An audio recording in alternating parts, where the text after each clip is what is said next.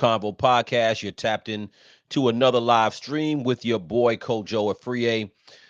There's so much going on, man. Tonight, I want to talk about this missing girl in DR. I think it's so crazy that this happens so many times. So I want to talk about this tonight because it's always disturbing. I have a daughter, and she's not college age, but I always look at when girls go on spring break. I don't understand why so many when you're with your friends, I don't understand why women leave their friends alone with people they don't know. But let's get into the story real quick. Her name is Sanushki, if I'm saying it right.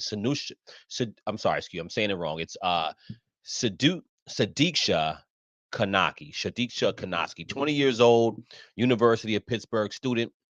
Let's get into what's going on so far. There's been a lot of developments. Right now, they don't know if she was abducted or whether she drowned. So let's get into that real quick and let's play that.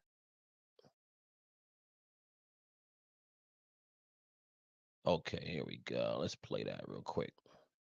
They're going to show some of this surveillance video. So I think this is hopefully they'll find this girl, but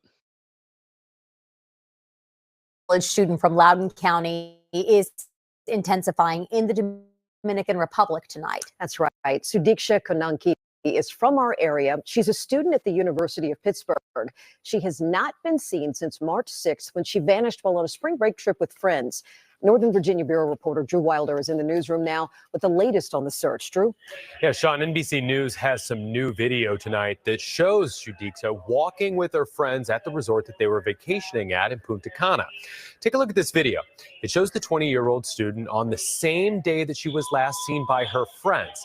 Now let's pause this. Now, see, this is exactly what I thought this was. So she's walking with her friends. You know how it is when you young and you go on spring break, man. I remember those days. I went to Daytona Beach, Cancun.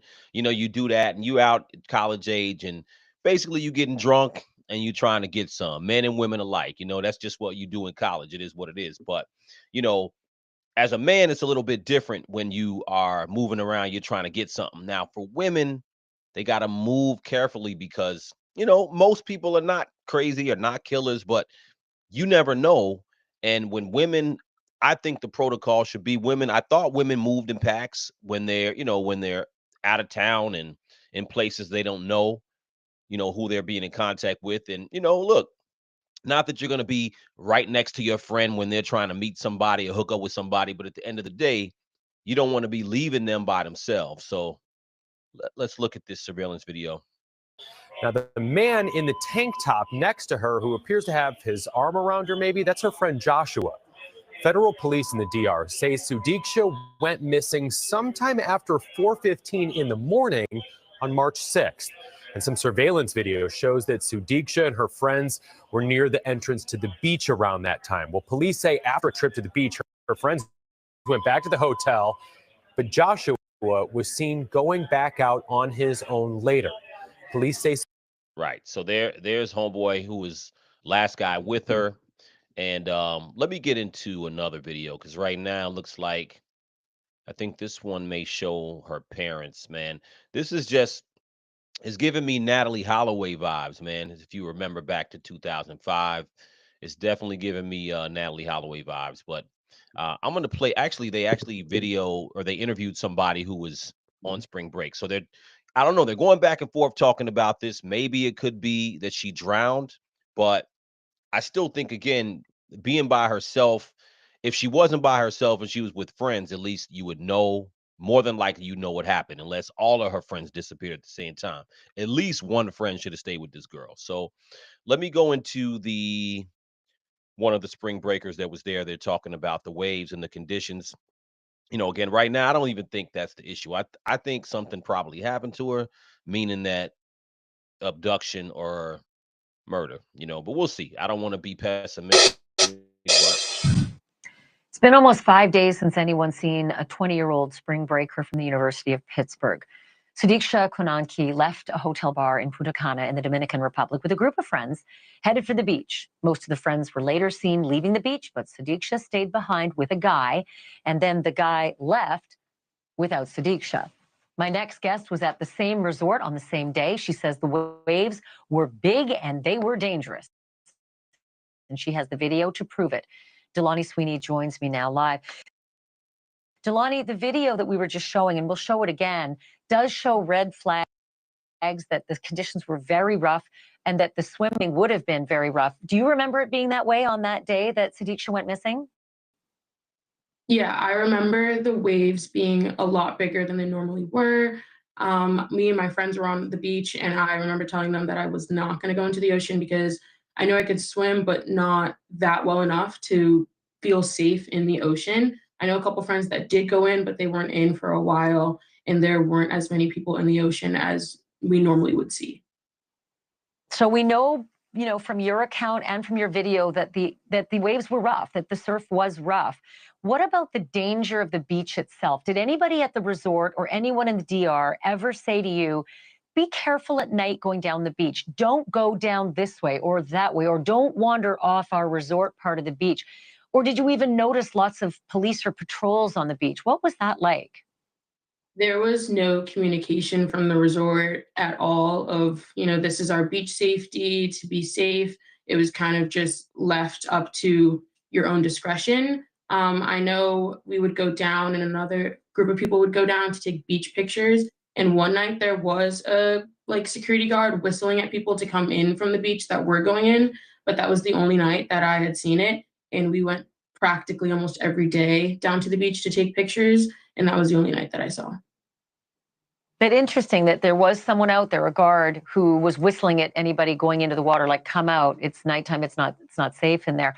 I do have one other question. You had been quite vocal on your social media about the terrible conditions at this hotel. I'll just tick off a few here. Key cards weren't working. You couldn't get in and out of your rooms. The water was shut off. The power was shut off. The AC wasn't working. There was no Wi-Fi. The towels smelled like vomit. There was bottled water that had to be used for everything. The food was bad. The drinks were bad. Do you think that maybe Sudiksha and the other kids and others were maybe down on the beach more than they would have been otherwise because the conditions at the resort seemed to be so bad? I think that 100%. I know people that got locked out of their rooms, and because of the power being out for hours, days. Okay, so they're in a shitty hotel. I mean, it happens, right? So, but still, man, like let me know what you guys think. I don't understand when you on spring break and you're a woman. My thing is that this is something I got to tell my daughter. I'll make sure I tell her when she becomes this age. For women, it is dangerous when you are drunk or inebriated, if you want to use the larger word, inebriated, and you are hanging with a guy. Look, I'm a man, right? And I know that at college age or even after college age, you know, when you in a party environment and you drunk and people are trying to, just hook up and hit something. I mean, I'm just keeping it real. These are the things that happen as far as just hooking up, as far as, possible casual sex or just hanging out. These things is what young people do. But when you're a woman, the biggest thing you have to do, especially if you with your friends, you got to look out for your friends. You cannot leave your friend with somebody that y'all don't know. You know what I'm saying? Because this is where you become vulnerable as a woman, and it's dangerous because you have no idea when you don't know somebody, just like the Natalie Holloway incident. And I'm gonna play a video from her situation because the guy Vandersloot, he finally confessed last year. But imagine what this woman had to go through for 20 plus years not knowing what happened to her daughter. So I don't wish that on anybody. You know what I'm saying? And it's unfortunate because it's avoidable. Women don't have to be you don't have to be alone with somebody that you never met before in a scenario like that in a country that you're not in. It's one thing when you're in the USA or whatever your home country is, but it's a whole nother story when you're with a guy, you're in another country, you don't know the area, and that makes you vulnerable. One, you're inebriated or drunk. Two, you in a country that you don't live in, so you don't know the country's layout. Three, if you're dealing with somebody who's from that country, you could have big problems. So let me play let me play some more video because I want to play a little bit more of the parents. I believe I have a video with the parents talking, and it's just sad, man. No, actually, this is one of her neighbors. So I'll play this for a second. Let's see here. Yeah, let's play a little bit of the neighbor. She's from Pittsburgh, university student. I believe she was about to be pre-med. So it's unfortunate, man, because it's avoidable. This situation is totally avoidable. Now, if she drowned again, then even if she drowned, that situation was also avoidable because if her friends were out there, they would have been able to see what's going on and actually been able to call for some help. I know If her that's what happened. since we moved here, like about 12 years ago. I mean, she was toddler at the time. Um, yeah, so she went to high school, and I think she was when she moved here. We moved here. I think she was in elementary school, and then she went to a good high school. And then later on, she went to the University of Pittsburgh. And she's a nice girl, and easygoing, and we talk about when we see her. Um, uh, she's in fact going with friends to a kind of trip for the first time. Yeah, I can't explain how this could happen to her. It's so sad. How did you learn about her disappearance? From the family or? From the family. Well, tell me about that conversation. They got a call that afternoon around 4 or 3:30 or 4 o'clock about her not being seen by the her friends, the 5 friends along with her, and we talked, and then what needs to be done, and we made a few calls, trying to get hold of the local police, and they were not able to take the case until like 24 hours or so. She's a nice girl, and we see her once in a while for different gatherings. It's already 4 days, and we are so worried. Now I need to see interviews with the friends, man, because man, if my daughter was out of the country on spring break, I'ma sit her friends down like, listen, y'all don't ever leave your friend alone. I don't care what you guys decide you trying to do, but you never leave your friends alone. That should be the protocol because that's how you avoid situations like this. You're in a foreign country and it makes me mad because I just think that the friends, I don't understand why if you all met somebody, you all met some guys, why would y'all leave one of your friends out late at night, damn near in the morning, 5 o'clock in the morning? She's drunk. You supposed to cock block. You supposed to be like, yo, we got to go back to the room. All of us are going back. We're not leaving you out here. Why? Because we don't know this guy. We don't know. I don't even care if the guy was I don't know if the guy was from DR, the last guy that saw her alive. I don't know if he's a native DR or he just was also on spring break. Either way, y'all don't know this guy. So there's no good reason why you should be leaving your friend with this guy. So this is just crazy. And before I want to get more into, there's a detective who's going to be talking about what he thinks happened. Again, maybe she drowned. I don't know. But when I saw this story, it immediately made me think of Natalie Holloway. So let me take this back. If you're old enough to remember Natalie Holloway, she went to Aruba for a high school. I'm sure you know about it. This was a very popular story, but she went to Aruba for her high school. It was a high school trip after graduation. She hadn't even started college yet. This is the summer before she's supposed to start college. She went to Aruba, party like, young people do. I think she was only 18 at the time, right? And they were all kicking it at the club. Everybody was hanging out at the club, and, her friends, they all hanging out. This guy, Joran Vandersloot, was there hanging out with her, and people link up at clubs. That's what you do when you're young. But again, there's different rules when you're in a foreign country versus when you're in the USA, right? So they were in Aruba, and I guess she decided to leave with this guy, Joran Vandersloot, and they went to a beach by themselves. Again, why her friends let her get in the car and go with somebody that they don't know is beyond me. But anyway, she ended up disappearing, and her friends, called her mom, and whenever the plane was supposed to go back, taking all the students back, she was a no show. They couldn't find her. Her mom flew down there, and man, listen, everybody kind of knew over the years that this guy Joran Vandersloot probably did it, but he wouldn't admit. And later on, it was crazy because at the time, the authorities they weren't really they weren't helping the way they should have. So they didn't. I think they missed a lot of evidence they could have had on this guy Joran Vandersloot. But anyway, later on, he ended up killing another girl. I forgot. It might have been in Peru. He killed another girl, and it was on tape. He killed her in her hotel room. And he ended up getting convicted of that. So anyway, eventually he decided to go ahead and confess to Natalie Holloway's murder. So I'm going to play this real quick because just so if you don't remember, this is what I hope didn't happen to this girl in DR. So Nearly 2 decades after Alabama teen Natalie Holloway vanished in Aruba, her mother learned for sure what she always suspected.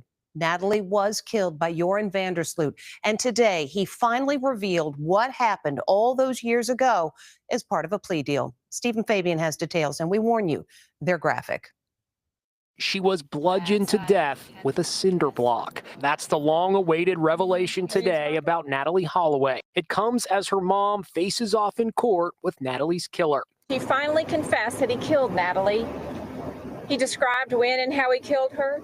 The notorious Joran Vandersloot struck a plea deal with federal prosecutors in Alabama that required him to reveal what happened the night 18-year-old Natalie vanished 18 years ago. In a transcript of a recorded interview released today, Vandersloot gives a detailed narrative of what he says happened after he left a casino in Aruba with Natalie. I'm with Natalie walking along the beach. We start kissing each other. She tells me no. She tells me she doesn't want me to. I insist. She ends up kneeing me in the crotch. I get up and I kick her extremely hard in the face. Right next to her, there's a cinder block. I smash her head in with it completely. I half pull, half walk with her into the ocean. I walk up to about my knees and I push her off into the sea. He said that after killing her on the beach in Aruba, he put her into the water, and that was the last that he ever saw her. Vandersloot wore an orange prison jumpsuit with his hands shackled to a chain around his waist as he entered the courtroom here in Berkeley. now you got to realize this happened in 2005. So this was a young guy.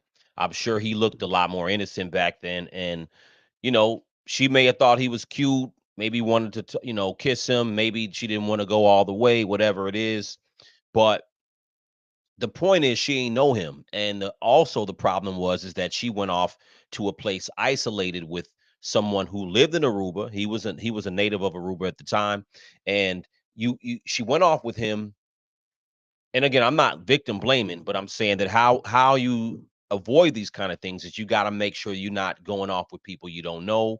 And her friend should have never let her go. Or if they want to go to the beach, one of her friends should have went with them. And he would have had to kill both of them. But that's how you avoid this stuff. So, it's just sad that the mother had to wait all these years to find out what happened. Now, the parents of this young woman, the 20-year-old in DR, I'm hoping that this didn't happen. It doesn't look good because she's been missing now a few days. But that guy who was with her last is the same scenario where he was with her, walking with her on the beach, and now she's missing, right? He ended up strolling back about 5 hours after he was last seen with her on camera by himself.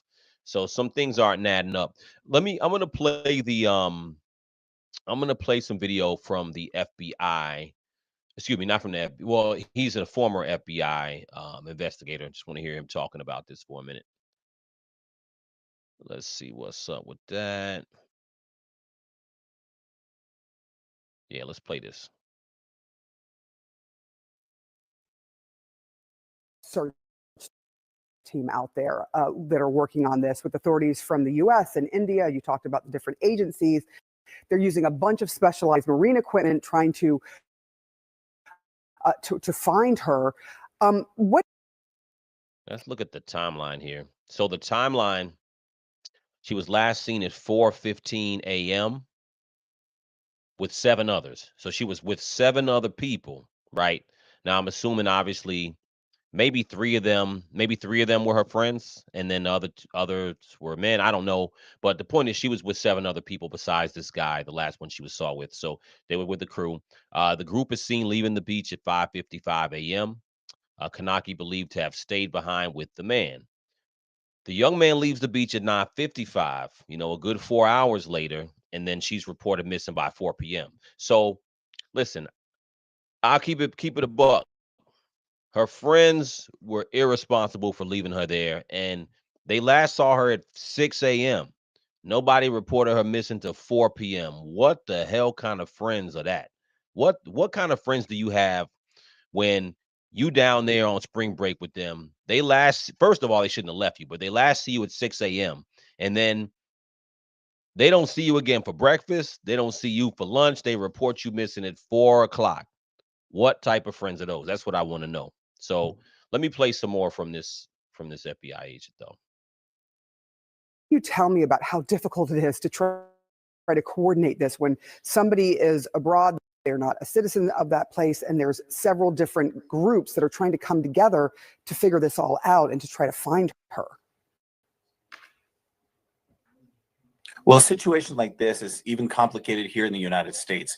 So having a central command center is very important to have all the information coming to one location. Obviously, hopefully in the Dominican Republic, they train for this sort of event, but the FBI is going to be there. They hopefully will provide their command crisis situation and funneling all the information into one location so that there isn't multiple streams of information and that one person finds or one agency finds that information and that's not funneled to the other agencies, which could provide a crucial clue. So it's very important that all this information is brought together.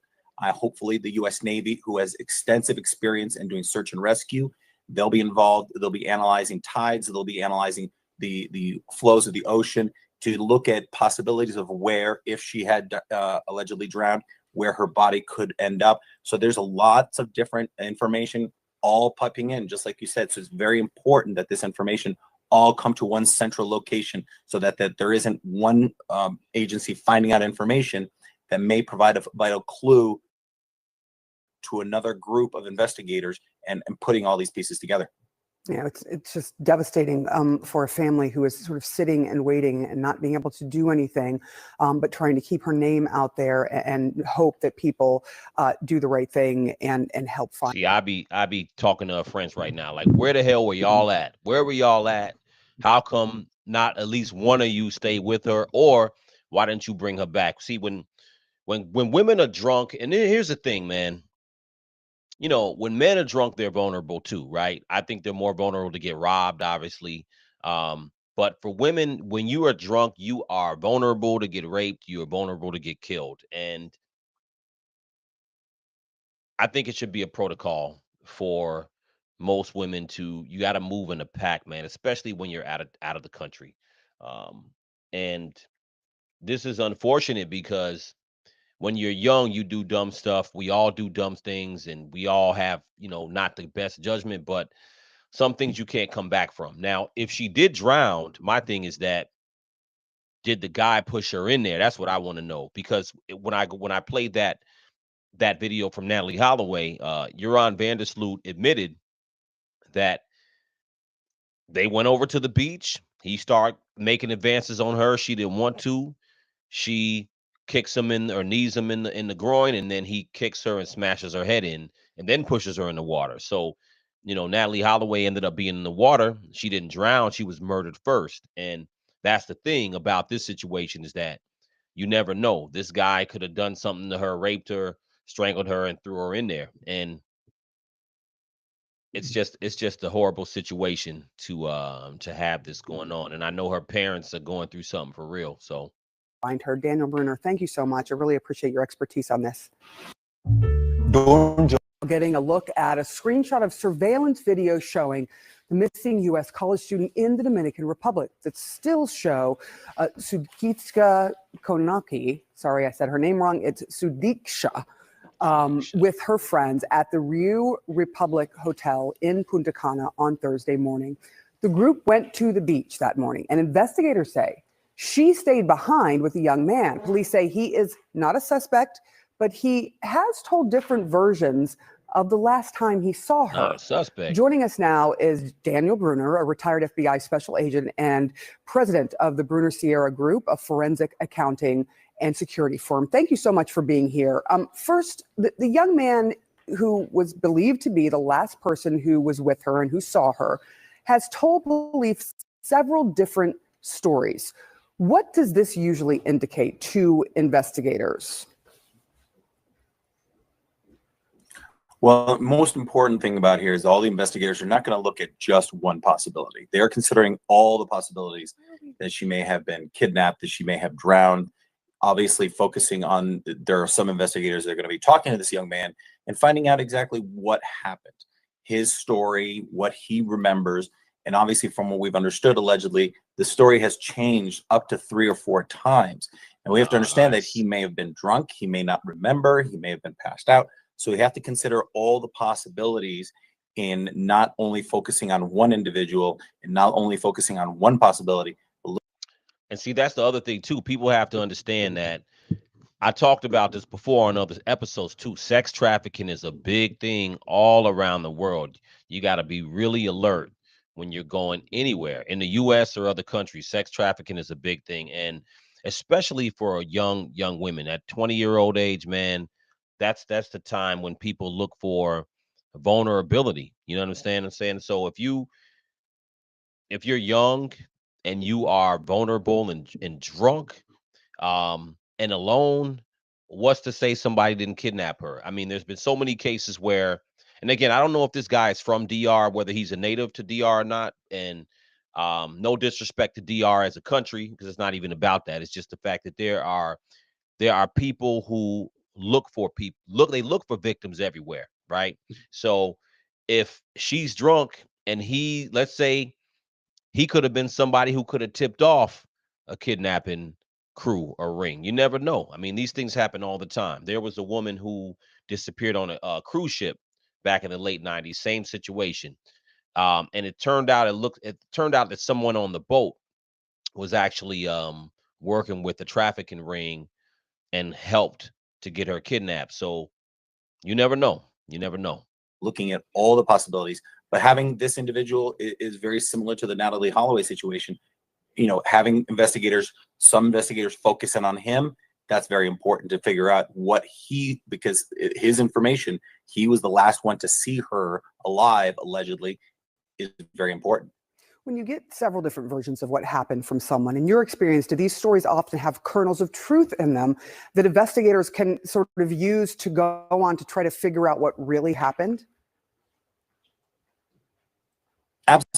Absolutely, because the possibility that this individual may have been involved in her disappearance, there may be some parts. So an individual, when they're being investigated, they may say little bits of truth along the lines where they're trying to tie up a lie, and they're trying to cover up their tracks, exactly. and to lead the while they're lying. So my money is on homeboy, that last person she was with, because yeah, she could have drowned, but I don't know. I mean, it's someone who's stumbling drunk. She could barely walk from what I saw in the video. So it's someone who's stumbling drunk gonna feel like, oh, I want to go swimming. I don't know about that. I mean, I don't know if I'm buying it. I think what probably happened is that the dude probably did something with her. Maybe he had sex with her, raped her. It could be, but or like I said, maybe he helped to have her kidnapped, or maybe he left her there by herself and someone else kidnapped her or killed her. But someone being stumbling drunk, the last thing I think you're going to be thinking about is going to be going swimming. Now, if you're super drunk and you can barely walk, from what I saw in the video, you're probably going to pass out in the sand and go to sleep. You ain't going to be trying to go swimming. So my money is on the fact that she probably was kidnapped or murdered. That's my money. I mean, I hope again that's not what happened, but I don't know if this guy's story changed 3 times. He either did it or he passed out and don't remember and woke up and she was gone, but I don't know. So investigators. So there may be some kernels of truth in there. So that's why investigators who And from what I understand is the FBI is involved. The legal attaches from the Dominican Republic are involved. So their expertise will be very, very valuable into analyzing. Maybe behavioral analysis unit from Quantico. They'll be involved and they'll coordinate and help out the ALATs. And to Man, let me know what you guys have been through. If you did spring break, I did like I said, I did Daytona Beach, I did Cancun. I remember back in those days, man. Listen, it's the college age. People, girls are drunk. They are out there, girls are drunk and they can be taken advantage of, put it like that. And the only thing that saves most girls, again, girls and women are far more vulnerable when they're drunk than men. The only thing that saves them is if they have good friends. This story to me is about good friends. And I don't understand when you look at Natalie Holloway, the reason why you have to look at situations like Natalie Holloway so you can learn from them, right? So that was a textbook scenario where she did not have to be alone with Joran van der Sloot by herself on a beach alone, right? Um, she'd have been safer if they were in a hotel room, right? Because at least you would have more witnesses in the area. It doesn't mean that she couldn't have gotten murdered, but being on a beach, isolated by yourself in a country you don't live in, with somebody who lives there is dangerous. Just in and of itself is dangerous, right? So this is a case of bad friends. I'm not saying it's all of their fault, but damn it, you supposed to stay with your homie all the time. So I remember when I was college age in Daytona Beach, girls were sloppy drunk in the club, sloppy drunk, kissing on whoever. And that's what you're doing at college age. But if you're a real creep and you're trying to take advantage of somebody, they're going to be victims if that person is willing to go off with you alone and you're on that type of time. You know what I'm saying? Because once you're at that state of mind as a woman, and you can't fight a guy who's on that type of time, and you don't have any witnesses if you're going somewhere like a beach or somewhere isolated. So I'm big on the fact that women got to focus on not putting themselves in those scenarios, and that's the whole reason why we have to look at cases like Natalie Holloway. I mean, there's other cases, but I would say that's one of the best textbook scenarios where it didn't have to happen. So to analyze and to look into this individual's mind to see if he was involved in her disappearance. And like you said, look at the little bits of truth that may be involved there and pick out that information, and that'll provide and create new leads for the investigators. And at this point, we should be very clear. He is not a suspect. Police are not calling him a suspect, but they are looking into these sort of different versions of the story and trying to understand why there are different versions coming from him. There is a massive search team out there that are working on this with authorities from the U.S. and India. You talked about the different agencies. They're using a bunch of specialized marine equipment trying to find her.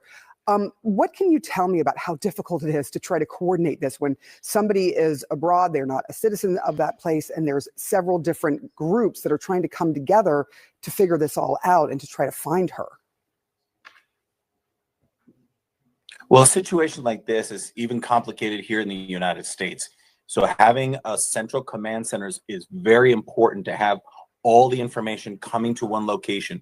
Obviously, hopefully in the Dominican Republic, they train for this sort of event, but the FBI is going to be there. They hopefully will provide their command crisis situation and funneling all the information into one location so that there isn't multiple streams of information and that one person finds or one agency finds that information and that's not funneled to the other agencies, which could provide a crucial clue. So it's very important that all this information is brought together. Hopefully the U.S. Navy, who has extensive experience in doing search and rescue, they'll be involved. They'll be analyzing tides. They'll be analyzing the flows of the ocean to look at possibilities of where, if she had allegedly drowned, where her body could end up. Nah, I need to hear homeboy's story though. I need to hear the story because I'm not buying this drown situation. When you sloppy drunk, you don't just end up in the water. So I don't know if I'm buying that story. But we're gonna see. I wanted to talk about this tonight. I wanted to drop a video on this. You guys let me know what you think in the comments, man. Again, for women especially, anybody who's watching this, if you're a female, let me know what you think. Do you travel in packs? What is the protocol? Now, if you're older women usually know a little bit better based on experience. But women in their 20s, when you're college age, there are a lot of times you end up being a victim because you trusted people. You still at the phase, maybe you're not married, maybe you're just having fun, especially on vacation. But vacation is where people find victims because your guard is down, you're trying to have fun, you're not thinking correctly. And man, shout out to her whack ass friends who let her go by herself, man. Like that's the worst thing. So hopefully they find this girl. It doesn't look good though, because it's a couple of days she's been missing. And if she is in the water, the question is, was she murdered or did she go in there swimming drunk? My money is that she didn't go in there swimming drunk, but we'll see what happens. Let me know what you guys think in the comments. Crucial Convo. We out of here.